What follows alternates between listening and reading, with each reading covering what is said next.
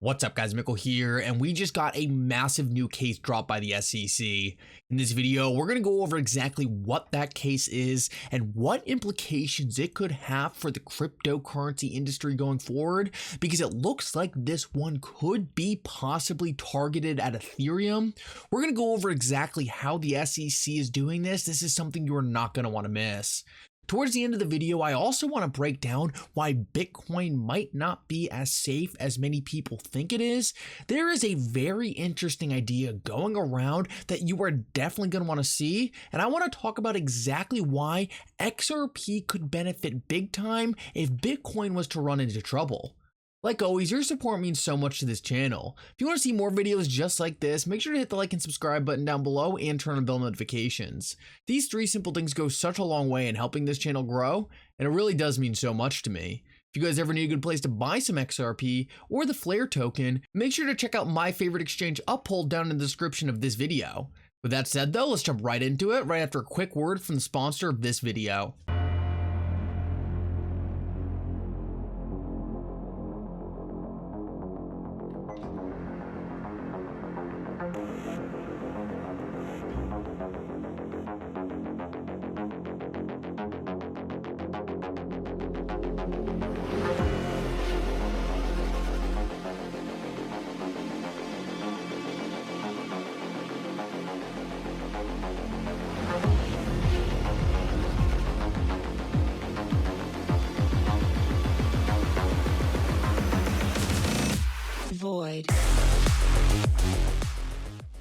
So let's jump right into the video, and I want to start off and talk about the SEC's brand new case, because it looks like the SEC is getting ready to go after Robinhood. Now this is pretty shocking because this is definitely a new angle by the SEC. I think we all know that Robinhood is not primarily a cryptocurrency exchange, but they do have 18 cryptocurrencies listed, including Bitcoin, Ethereum, ADA, Doge, Solana, and some others. Now this is pretty interesting because Robinhood is known for listing the main cryptocurrencies out there, and the SEC would be taking a pretty big shot right here. What is also interesting is the other exchanges the SEC has chosen to target in the past. It seemed to always involve staking. The most recent case we saw against Kraken, which I broke down extensively on this channel, was very unique because Kraken was actually offering a product that most people in the cryptocurrency community agreed was probably in violation of securities laws. They weren't just offering their customers staking rewards, instead they were lending out their customers' assets to create yield on those assets. Now we don't know exactly what the SEC is doing here with Robinhood, but Robinhood is not lending out assets, so it looks like the SEC could possibly be going after Robinhood for the assets themselves. This could be the SEC trying to make a backdoor move in telling Robinhood, hey, you listed illegal securities, pay this fine, and in a way declaring these 18 cryptocurrencies illegal securities without having to fight each individual project. Now, what is also very important to be paying attention to here, and this was pointed out by Jeremy Hogan, is the fact that Robinhood holds a lot of Ethereum. So could this be the SEC's first attempt in calling Ethereum an unregulated security? It certainly could be, but like I said, right now, all we have is a subpoena to Robinhood from the SEC, so we're not quite sure what exactly the SEC is trying to do here. I would assume they're going after these 18 cryptocurrencies because Robinhood does not offer staking, so it looks like this would be a more targeted approach at the currencies themselves, but we're just going to have to see how this plays out. Now, one reason I think Ethereum could definitely be in the crosshairs of the SEC is because recently we have seen the SEC walk back their previous guidance they gave Ethereum big time. Back in 2018, and I'm sure we all know about this by now, the SEC told the world that they did not think Ethereum was a security. Now, if the SEC wanted to stick to this statement right here, they would not be walking back on this. But we actually have a brand new case that was just brought against the SEC by attorney Fred. We cover his work on this channel all the time. And in that case, attorney Fred is alleging that the SEC is not given the proper clarity on Ethereum. He is making the claim that he is using Ethereum for his business, and the SEC has refused to give proper clarity around Ethereum. Now, what is so interesting about the start of this case already, and the SEC hasn't done anything except try to dismiss it, is the SEC in their dismissal of the case stated, HODL Law's own allegation makes it clear that the SEC has not reached a final decision about the Ethereum network or Ether. So right here, we see a direct statement from the SEC walking back their previous guidance of Ethereum. Now, this is something that was seen by the XRP community a while ago. Very early on in the Ripple SEC case, the SEC started walking back their previous guidance on Ethereum because they were being forced into a situation where they would have to compare and contrast XRP to Ethereum and make a statement on why Ethereum wasn't a security and XRP was. Obviously, this is something the SEC was never going to be able to do because for all intensive purposes, Ethereum and XRP are both clearly and obviously not a security.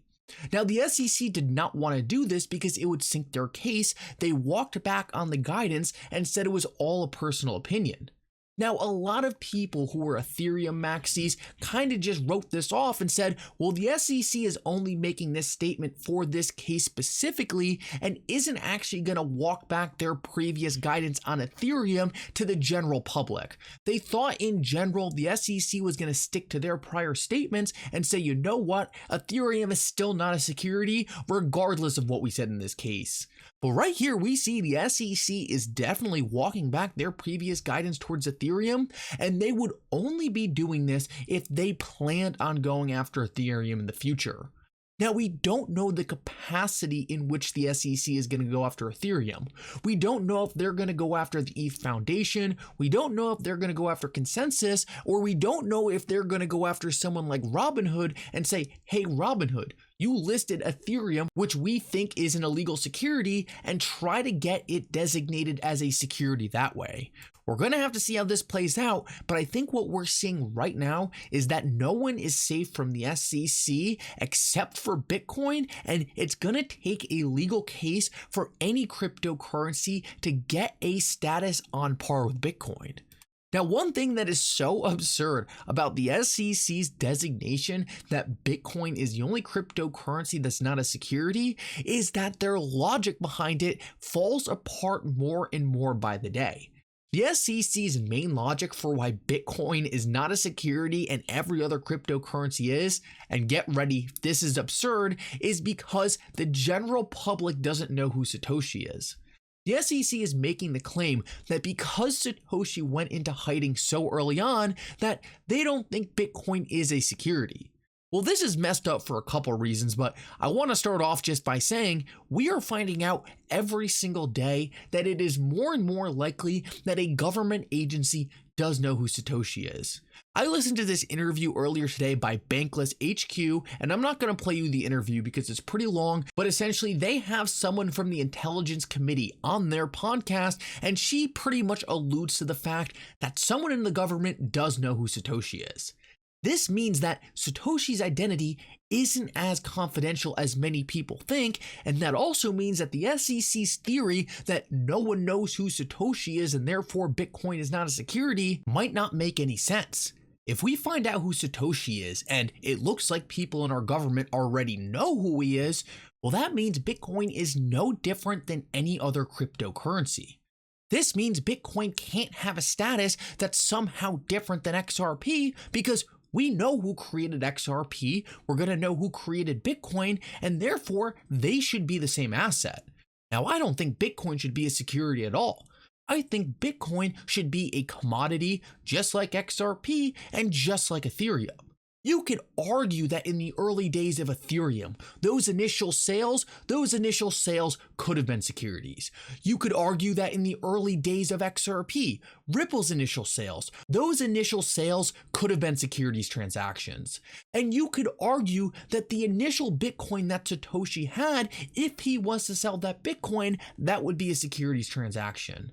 But you cannot call the asset itself a security, and it is pointless to try to create standards between each one of these assets and try to give it a different designation. They are all so similar to each other, they are all highly decentralized cryptocurrencies, and the government should not be allowed to pick winners and losers like they're trying to do. Now, what's important to note is if we do find out who Satoshi is, Bitcoin really does lose a lot of the appeal it currently has. Right now, the main reason why Bitcoiners love Bitcoin so much is because they don't know who Satoshi is. What's funny about that is other people clearly do know who Satoshi is, but Bitcoiners love Bitcoin so much because they don't know who Satoshi is. Well, what happens if we find out who Satoshi really is? Then suddenly, Bitcoin doesn't have the same level of decentralization that a lot of these people claim it does have. This means we'll slowly move away from the narrative that Bitcoin is somehow better than every other cryptocurrency out there, and people will start comparing these cryptocurrencies the way they should be compared, which is based on the tech. XRP is faster, it's more efficient, and it's arguably more decentralized than Bitcoin. And once people realize that every single one of these cryptocurrencies was made by a human, suddenly Bitcoin loses its status as somehow being better than everything else out there.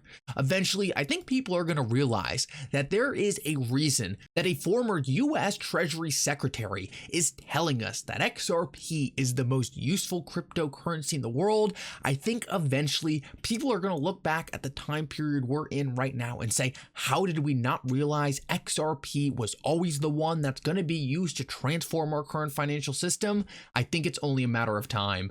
Anyway, guys, thank you so much for coming. I hope you enjoyed this update. If you did, make sure to like and subscribe. It really does mean so much. And for now, Mickle out.